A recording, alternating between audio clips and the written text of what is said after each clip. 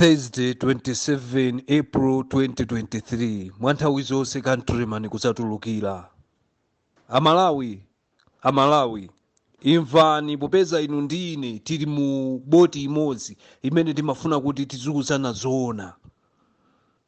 Inu ndi ine tonse ndife makapteni andi ndife amalinyero aboti imeneyi, sitima imeneyi imene destination yathu ikuthera 2024 kapena 2025 chifukwa akuti kufufuza bwinobwino chisankho chimene chinachitika chija chinali chachibwereza kusonyeza zoti chimachitika mobwereza.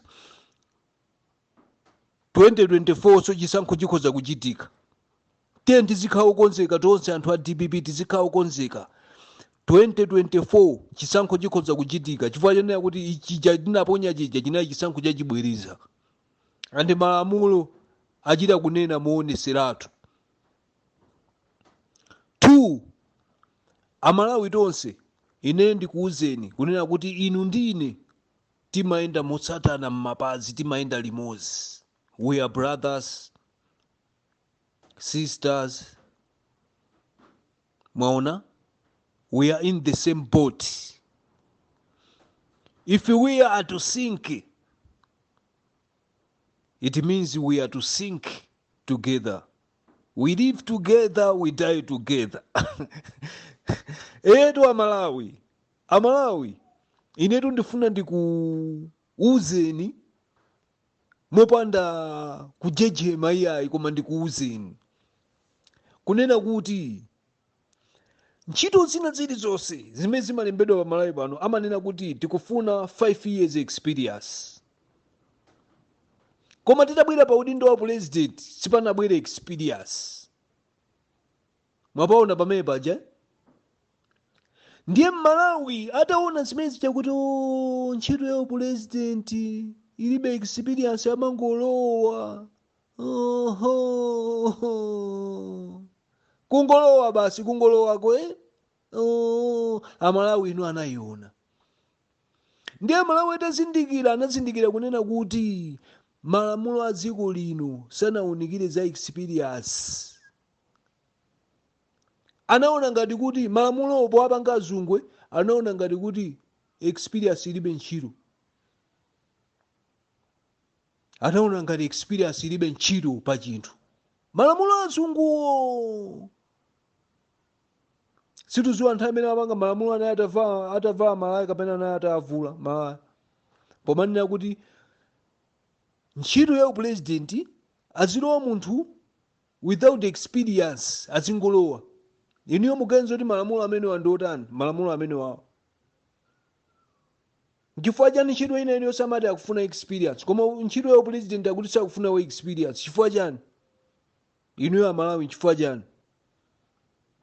Amaopa experience, kuti experience izapangisa zinthu kutheka. Nde opanga malamulo sankafuna kuti anthu osauka zidzatheke. Nde chifukwa chake anapanga kuti pa president pazikhala munthu without experience. Mwapamva pamenepo? Nde amalawi ine ndi ine tili mu boti imodzi chifukwa chake ndikunena kuti tonse ndife makapteni aboti. Boti yathuyi chilungamo chikunena kuti amalawi azindikira kunena kuti dziko limafunika munthu wa experience. Ndiye ndi chifukwa chake ndidabwera kudzakuwuzani inuyo kunena kuti APM akuyima. Ine sinafune kuti inuyo muzimangika m'masamba, chifukwa choti you are more value than chisankho. Chifukwa without inuyo sipangakhale chisankho. Sinafuna kuti muzikulukidwa m'masamba, ndinafuna kuti muziziwa zoona chifukwa inu ndi ine tili boti imodzi. Ndiye amalawi azindikira kunena kuti 2024 kapena 2025 chisankho chimene chikubwerachi chapatatu akufuna to employ somebody with experience. Somebody who is mature enough, someone who is capable, someone who got the stamina etu andi performance imene achakwera ndi achilimada apanga atatenga boma kufikira lerolo mu 2023 achita campaign kuchitira campaign Professor Peter Arthur Mutharika. Nchifukwa chaketu anthu akunena kuti we want the old guard. Anthu akufuna ma old guard. Inu ya boma la MCB munatenga wamkulu wina wakamusiya uku kwa mapasipoti. Munatenga abwana anga akuntchito munapasa ku mapasipoti. Ife sitinadandaule tinakhape. Wasaizi yomweyo akufuna aime wa president ndiye inu abungwe la Timothy Ntambo. Inoto musapangise kuti muzitemberere pa dziko pano ino. Munakhaena munakamunena kuti ine Timothy Ntambo exclusive interview, I would like to apologize to all Malawians. Pazimene inu munachita. Koma instead kuti inuyo ndemu kwatenga ngati Amalawi ndi opusa ndemu kunena zoti mufuna mpite ku parliament. Mukapereke chibaluwa chimene chothandizira kunena kuti APM asaime. Osati soti zizira dusa mbali ya. Sine ndabwera ndakuzani kuti APM akuyima.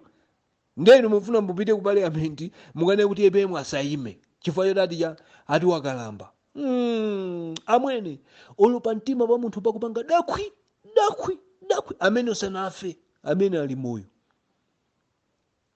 Ayimabe olo munthu atakha kuti pantima pakuti dakwi amene yakhoza kuyimanso. Ngati iye wamwalira iye mmalemu.